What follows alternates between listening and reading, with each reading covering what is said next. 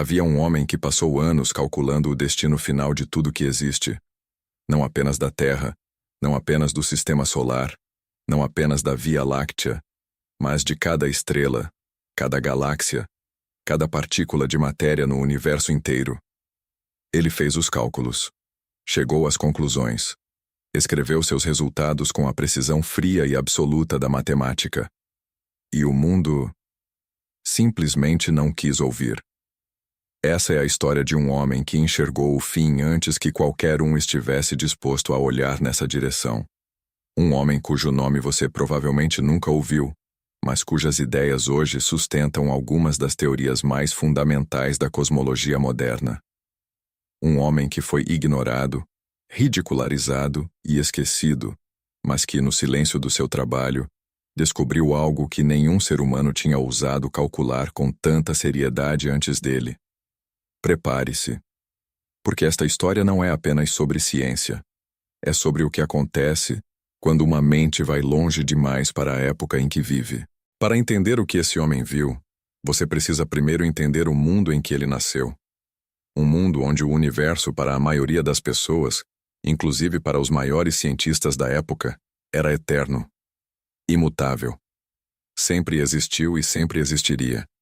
A ideia de que o cosmos pudesse ter começo, meio e fim era considerada filosofia, religião, talvez poesia, mas não ciência de verdade. Era o início do século XX. A física estava passando por uma revolução sem precedentes. Einstein havia publicado a teoria da relatividade geral em 1915, reescrevendo completamente nossa compreensão do espaço, do tempo e da gravidade. O universo não era mais um palco fixo onde as coisas aconteciam. Era uma estrutura dinâmica, curvada, viva. Mas mesmo Einstein, ao olhar para as equações que ele mesmo havia criado, se assustou com o que elas sugeriam. As equações diziam que o universo deveria estar em movimento, expandindo ou contraindo. Nada de estático, nada de eterno e imóvel. E o que Einstein fez? Ele inseriu nas próprias equações um número artificial, uma constante cosmológica, como ele mesmo chamou, apenas para forçar o universo a permanecer parado. Para fazê-lo se encaixar na crença confortável de que o cosmos era eterno e imutável. Mesmo o maior físico da história tinha medo de encarar o que os próprios números diziam.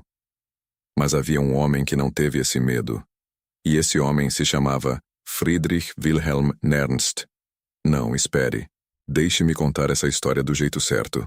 Porque ela envolve não um único nome, mas uma cadeia de mentes que, uma após a outra, chegaram à beira do abismo e olharam para baixo. O nome que mais importa nessa história, o nome que carrega o peso maior dessa narrativa, é o de um físico e cosmólogo que trabalhou nas primeiras décadas do século XX, num tempo em que as ferramentas matemáticas para entender o universo estavam apenas engatinhando, e que usou essas ferramentas para fazer perguntas que ninguém tinha coragem de fazer. Perguntas sobre o fim, sobre o que acontece quando tudo se esgota, sobre a direção inevitável para onde a física aponta quando você a segue até o último passo.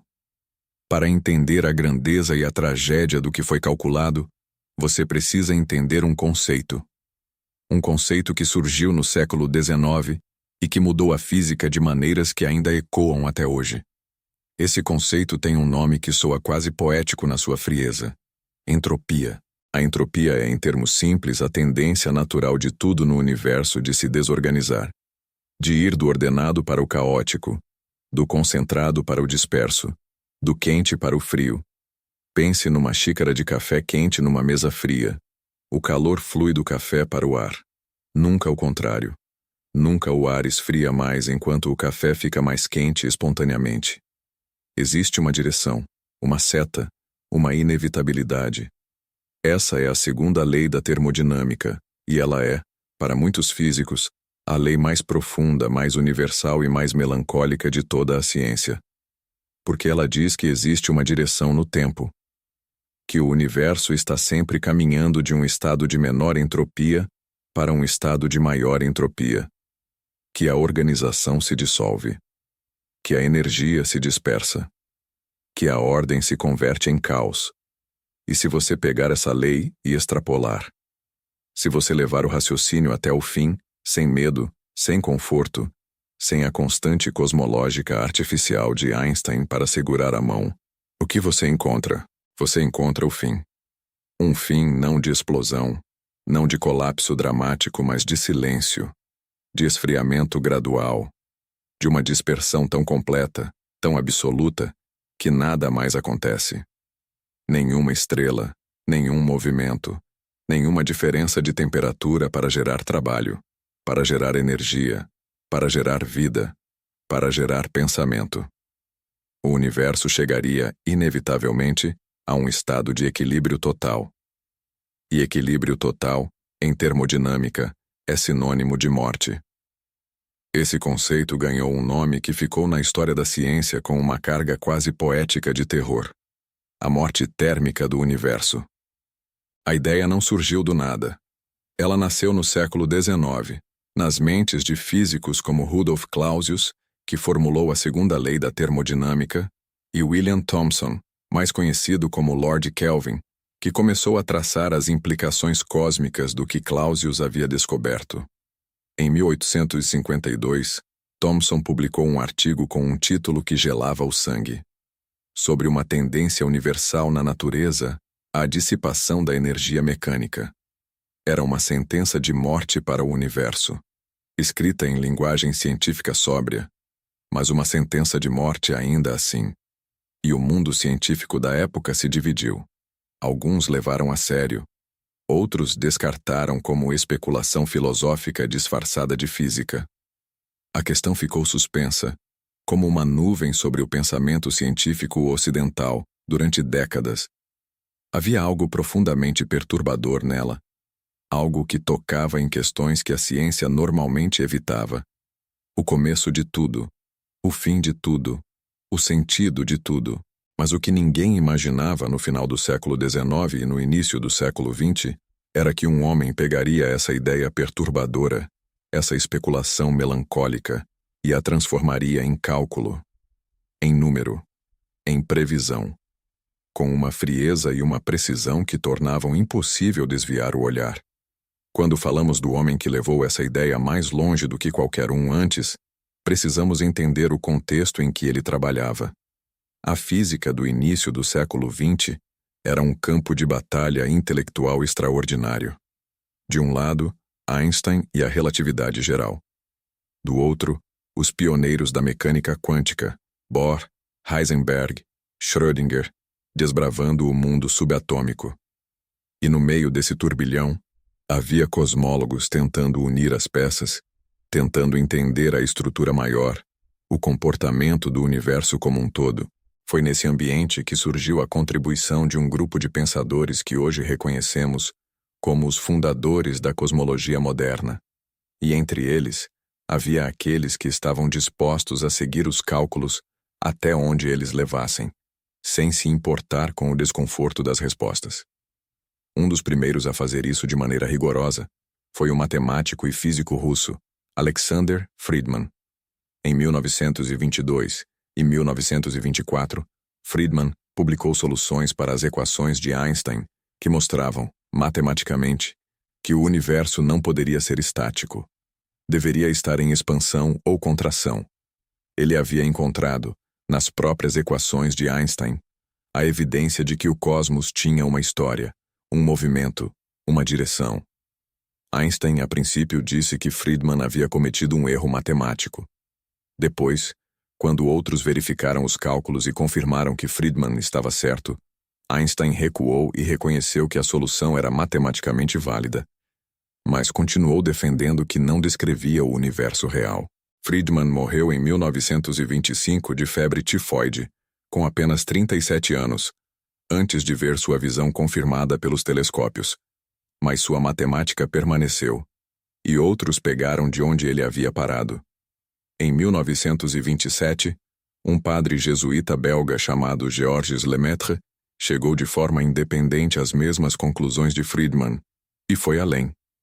Lemaitre não apenas mostrou que o universo estava se expandindo, ele virou o tempo para trás. Se o universo está se expandindo agora, então no passado ele era menor. E ainda mais no passado, menor ainda. E se você continuar regredindo, chega a um ponto onde tudo estava concentrado num único ponto de densidade e temperatura infinitas. Lemaitre chamou isso de hipótese do átomo primevo. O mundo conheceria mais tarde esse conceito com outro nome, o Big Bang. Mais uma vez, Einstein discordou. Numa conferência em 1927, Einstein disse pessoalmente a Lemaitre que seus cálculos estavam corretos, mas sua física era abominável. Mais uma vez, a intuição de um grande gênio resistia ao que a própria matemática mostrava. E aqui está o padrão que se repete como um tema musical ao longo de toda essa história. A matemática aponta em uma direção, e os humanos, mesmo os mais brilhantes, tentam olhar para outro lado, porque a direção para onde os números apontam é desconfortável, é assustadora. Aponta para começos que a razão não consegue visualizar, e para fins que a emoção não quer aceitar. Foi então que tudo mudou. Em 1929, o astrônomo americano Edwin Hubble publicou observações que abalaram o mundo científico. Observando galáxias distantes com o telescópio do Monte Wilson, Hubble mostrou que elas estavam se afastando da Terra, e que quanto mais distantes estavam, mais rápido se afastavam. O universo estava, de fato, em expansão. O que Friedman havia calculado, o que Lemaitre havia previsto, o que Einstein havia relutado em aceitar, estava ali, inscrito na luz das galáxias. Einstein visitou Hubble no Monte Wilson em 1930 e admitiu que a constante cosmológica que havia inserido nas próprias equações, a muleta que usara para manter o universo estático, tinha sido o maior erro da sua vida. Mas se o universo está se expandindo, se tem história, se veio de um ponto primordial de calor e densidade extraordinários, então ele também tem futuro. E esse futuro, seguindo a lógica implacável da termodinâmica, segue em direção à entropia máxima, em direção ao resfriamento gradual, em direção ao silêncio final. A questão era: quanto tempo? O que acontece no caminho? Quais são as etapas dessa longa, longa morte? E foi aqui que uma mente se debruçou sobre o problema com uma seriedade e uma precisão que os outros não haviam tido. Foi aqui que os cálculos foram feitos. Não de maneira vaga, não como especulação filosófica, mas como física real, com números, com escalas de tempo, com uma cronologia do fim. O físico britânico James Jeans havia trabalhado no início do século XX com problemas de física estelar e cosmologia. E suas obras de divulgação científica, especialmente O Universo ao Redor de Nós, publicado em 1929, trouxeram pela primeira vez para o grande público a visão de um universo com escala de tempo imensurável, caminhando lentamente para um estado final de equilíbrio e silêncio. Mas foi outro físico que levou os cálculos ao nível seguinte. O nome que precisa ser dito aqui, o nome que carrega o peso central dessa história, é o de um homem chamado Arthur Eddington. Sim, o mesmo Eddington que, em 1919, liderou a expedição que confirmou a teoria da relatividade geral de Einstein, medindo a curvatura da luz ao redor do Sol durante um eclipse. O mesmo Eddington que havia tornado Einstein famoso no mundo inteiro. Esse mesmo homem, com a mesma mente que havia confirmado a maior teoria da física do século, voltou seu olhar para o fim de tudo e disse: "Vamos calcular isso direito." Em seu livro, A Natureza do Mundo Físico, publicado em 1928, Eddington explorou com profundidade e seriedade as implicações da segunda lei da termodinâmica para o destino do universo. Ele não apenas discutiu o conceito de morte térmica, ele o abraçou como uma consequência inevitável e matematicamente fundamentada da física conhecida. Ele descreveu um universo que estava se desorganizando, que estava redistribuindo sua energia de maneira cada vez mais uniforme, caminhando para um estado de máxima entropia de onde não haveria retorno. E o mundo científico o leu. O mundo científico entendeu o argumento. E o mundo científico, em sua maior parte, escolheu não continuar essa linha de raciocínio. Por quê? Por que uma ideia tão fundamentada, tão matematicamente rigorosa, tão logicamente inevitável, foi deixada de lado? Por que os cosmólogos das décadas seguintes não se debruçaram sobre ela com a mesma intensidade com que se debruçaram sobre a expansão do universo, sobre a formação das galáxias, sobre a natureza das estrelas? A resposta é incômoda e diz mais sobre a natureza humana do que sobre a ciência. O fim do universo é, por definição, um evento absurdamente distante no tempo. Estamos falando de escalas que a mente humana simplesmente não consegue processar intuitivamente. Não estamos falando de milhões de anos. Não estamos falando de bilhões de anos. Estamos falando de números tão grandes que precisamos de notação exponencial para escrevê-los. 10 elevado a 100. 10 elevado a 1000. Talvez mais. A mente humana foi moldada pela evolução para pensar em escalas de anos, décadas, gerações.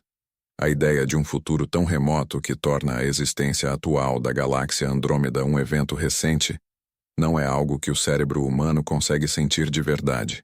E havia algo mais. Uma questão filosófica que assombrava os cientistas, mesmo que muitos relutassem em admiti-la. Se o universo tem um fim inevitável, se toda a organização, toda a complexidade, toda a vida, todo o pensamento, toda a arte, toda a ciência está destinada a se dissolver num silêncio frio e uniforme. O que isso significa? O que isso diz sobre o sentido de tudo? Essa pergunta é filosófica, é emocional, é existencial. E a ciência, em geral, prefere se manter longe de perguntas que não pode responder com instrumentos. Então, a ideia ficou lá. Rigorosa, fundamentada, matematicamente inevitável, mas incômoda demais para se tornar o centro das atenções. Os cientistas a reconheciam, a mencionavam, e então mudavam de assunto. Mas o universo não muda de assunto. O universo não tem desconforto existencial. O universo simplesmente continua, seguindo suas leis com a indiferença perfeita da matéria e da energia. E à medida que o século XX avançava, as descobertas se acumulavam, e cada nova descoberta apontava na mesma direção perturbadora. Na década de 1960, os físicos Arno Penzias e Robert Wilson descobriram acidentalmente a radiação cósmica de fundo de micro-ondas, o eco do próprio Big Bang, a luz fóssil do universo primordial que permeia todo o cosmos. Essa descoberta confirmou de maneira definitiva que o universo havia começado de um estado de extrema densidade e calor. Tinha início, tinha história, tinha direção.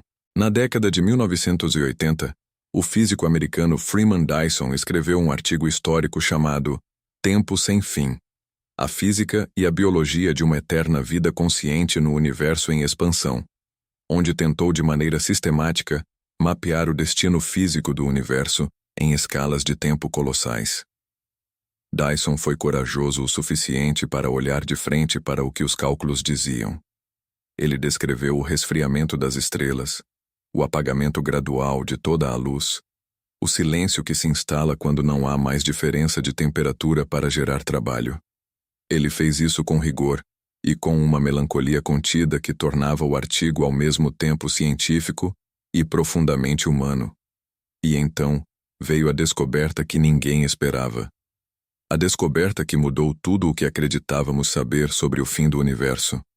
A descoberta que tornou os cálculos anteriores não errados, mas incompletos de maneiras que ninguém havia antecipado. Em 1998, 2 grupos independentes de astrônomos estavam estudando supernovas distantes, explosões de estrelas moribundas que servem como marcadores de distância no cosmos. Eles esperavam medir a desaceleração da expansão do universo, porque a gravidade deveria estar puxando as galáxias de volta, freando o movimento de expansão que Hubble havia observado. A física convencional previa que a expansão deveria estar diminuindo. Com o tempo, talvez parasse, talvez até revertesse. O que eles mediram foi o oposto. O universo não estava desacelerando, estava acelerando. A expansão estava ficando mais rápida. As galáxias se afastavam umas das outras com velocidade crescente, como se algo estivesse empurrando o próprio espaço para fora, para longe, em todas as direções ao mesmo tempo. Esse algo recebeu um nome que admite nossa ignorância com honestidade brutal: energia escura. Não sabemos o que é. Não sabemos de onde vem. Sabemos que existe, porque os telescópios mostram seus efeitos de maneira inequívoca. E sabemos que representa aproximadamente 68% de todo o conteúdo energético do universo. Essa descoberta, que rendeu o Nobel de Física em 2011 aos seus líderes Saul Perlmutter, Brian Schmidt e Adam Riess, mudou radicalmente nossas previsões sobre o destino final do cosmos. O fim térmico ainda estava lá, mas o caminho para chegar a ele se tornara mais estranho, mais dramático e, de certas maneiras, ainda mais perturbador. Com a expansão acelerada, as galáxias, além de certa distância, já estão se afastando de nós mais rápido do que a luz consegue percorrer o espaço entre nós e elas. Elas já saíram do nosso horizonte observável. Para sempre. Nunca mais poderemos vê-las. Nunca mais poderemos nos comunicar com elas. Já existem, no universo de hoje, galáxias que se tornaram cosmologicamente invisíveis para nós, não porque tenha acontecido algo dramático, mas simplesmente porque o espaço entre nós e elas cresceu rápido demais. Com o passar dos eons, mais e mais galáxias cruzarão esse horizonte. O universo observável, aquela bolha de cosmos que podemos em princípio enxergar e estudar, encolherá, não em tamanho físico, mas em conteúdo. Haverá menos e menos galáxias visíveis. A noite do futuro distante será mais escura do que a noite de hoje. Não porque haja menos estrelas no universo, mas porque cada vez mais estrelas estarão além do alcance da luz. Mas o que ninguém imaginava, o que as previsões do início do século XX não podiam incorporar porque a energia escura era desconhecida, é que esse processo de isolamento cosmológico pode ser apenas o começo de algo ainda mais radical. Se a energia escura continuar aumentando, se a taxa de expansão continuar se acelerando indefinidamente, chega-se a um cenário que os cosmólogos modernos chamam de Big Rip, o grande rasgo. Um momento no futuro distantíssimo em que a expansão se torna tão rápida que não apenas as galáxias são separadas, mas os sistemas estelares dentro das galáxias, depois os sistemas planetários dentro dos sistemas estelares, depois os planetas em si, depois as moléculas, os átomos, os núcleos atômicos, os próprios quarks, tudo é rasgado pelo espaço em expansão. O universo termina não num sussurro frio, mas num grito silencioso de dissolução total. Outros cenários existem. O Big Freeze, o congelamento final, onde a expansão prossegue, mas mais suavemente, as estrelas se apagam uma a uma ao longo de eons incalculáveis. Os buracos negros dominam o universo por períodos de tempo que fazem a idade atual do cosmos parecer um piscar de olhos, e eventualmente até os buracos negros evaporam através do processo que Stephen Hawking previu, emitindo lentamente sua energia como radiação térmica até sumirem completamente, deixando um universo frio, escuro, silencioso, onde partículas isoladas vagam por espaços imensuráveis, sem nunca se encontrar. E há ainda o cenário em que a energia escura não é constante, mas se inverte, em que a expansão para e reverte, em que o universo começa a contrair, lentamente a princípio, depois cada vez mais rápido, até que tudo colide novamente num ponto de densidade infinita. O Big Crunch. O grande colapso. Um espelho do Big Bang. Talvez o prelúdio de um novo Big Bang, num ciclo eterno de criação e destruição que torna o tempo circular em vez de linear. Os dados atuais não favorecem o Big Crunch. Mas a física do futuro pode surpreender. Já surpreendeu antes. O que há de comum em todos esses cenários? O que os une além do fato de descreverem fins cataclísmicos ou silenciosos do cosmos? É que todos eles foram, de uma forma ou de outra, antecipados, calculados, previstos, décadas, em alguns casos mais de um século antes que os telescópios confirmassem os dados que os tornaram plausíveis. Mentes que pegaram as equações que levaram a física a sério, que não inseriram constantes artificiais para forçar respostas confortáveis, chegaram a esses destinos não por especulação, mas por lógica implacável. Esse é o poder e o peso da matemática. Ela não tem medo. Ela não tem conforto existencial. Ela segue aonde a lógica a leva, e às vezes a lógica leva a lugares que a emoção humana preferiria não visitar. Eddington escreveu em 1928 algo que ecoa até hoje com uma ressonância melancólica e ao mesmo tempo quase transcendente. Ele descreveu o universo como um sistema em constante degradação, onde a seta do tempo aponta inexoravelmente em direção ao equilíbrio final, e disse que há algo de profundamente revelador no fato de que a natureza mais fundamental do tempo, sua direção, sua irreversibilidade, está ligada a esse processo. O tempo existe porque o universo está morrendo.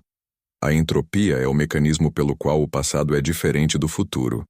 Sem a segunda lei da termodinâmica, o tempo seria reversível. Seria indistinguível em qualquer direção. Seria, de certa forma, inexistente como experiência. Isso significa que a morte do universo e a existência do tempo estão entrelaçadas de maneira fundamental.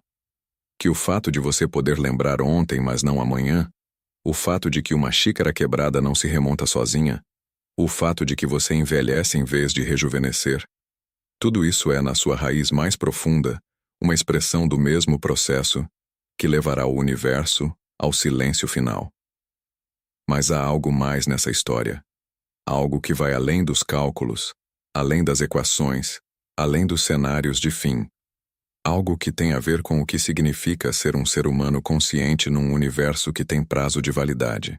Quando os primeiros físicos começaram a calcular a morte térmica do universo no século XIX, a reação de muitos foi de desespero. Friedrich Nietzsche reagiu com angústia existencial ao confrontar um cosmos sem propósito final. Outros pensadores usaram a ideia de morte térmica como argumento para o niilismo, para a falta de sentido, para a conclusão de que nada importa porque tudo terminará no silêncio. Mas os melhores cientistas, aqueles que passaram mais tempo olhando de frente para essa realidade, chegaram a uma conclusão diferente. E essa conclusão é, a seu modo, uma das ideias mais profundas e mais libertadoras que a ciência já gerou.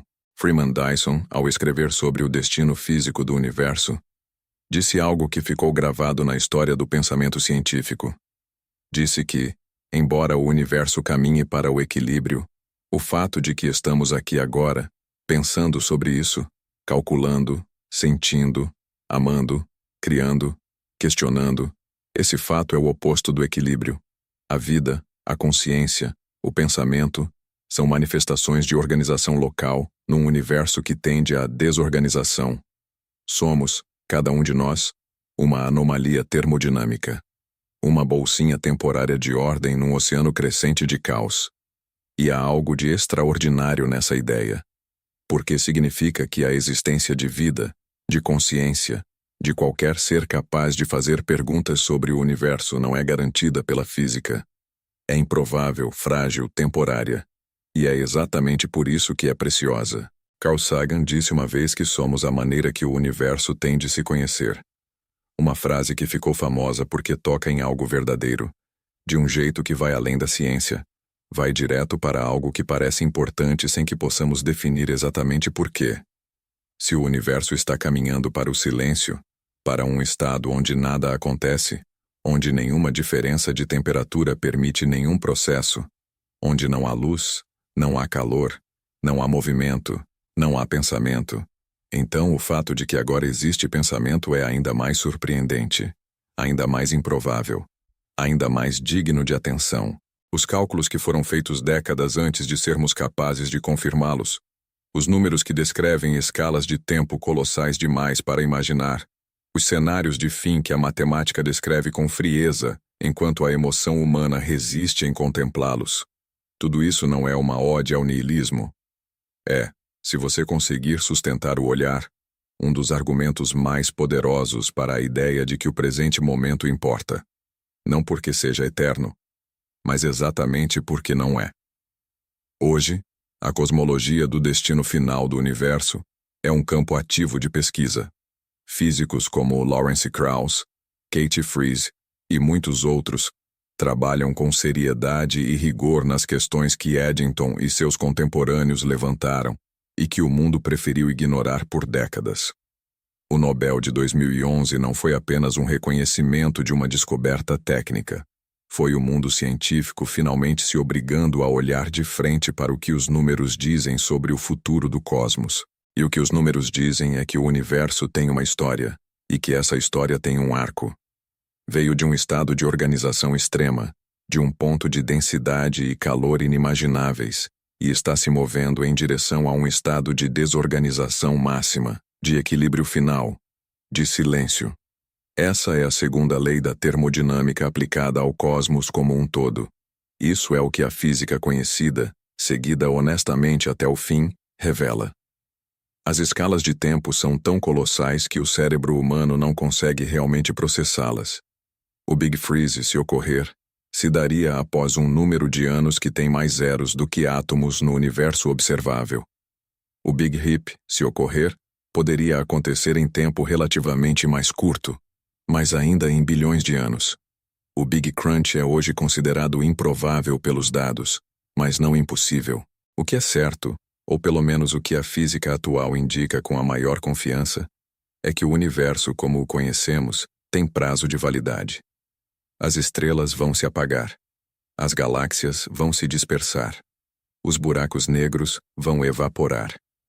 E no final, se Hawking estava certo sobre a radiação que leva o nome dele, o último objeto macroscópico no universo será um buraco negro colossal que emitirá, muito lentamente, ao longo de um período de tempo inconcebível, sua energia como radiação térmica de baixíssima frequência, até que o último fóton se disperse no espaço vazio, e então, o silêncio será total e absoluto. Esse homem que calculou o fim do universo e foi ignorado, não era um único homem, era uma linhagem. Uma cadeia de mentes corajosas que levaram a física a sério demais para se contentar com respostas confortáveis. Friedman, que fez as equações dizerem a verdade, mesmo quando Einstein não queria ouvir. Lemaitre, que olhou para o passado e viu o início. Eddington, que olhou para o futuro e viu o fim. Dyson, que fez os cálculos com coragem e com beleza. E os astrônomos de 1998, que apontaram seus telescópios para supernovas distantes e encontraram uma aceleração que mudou tudo o que pensávamos saber sobre o destino final do cosmos.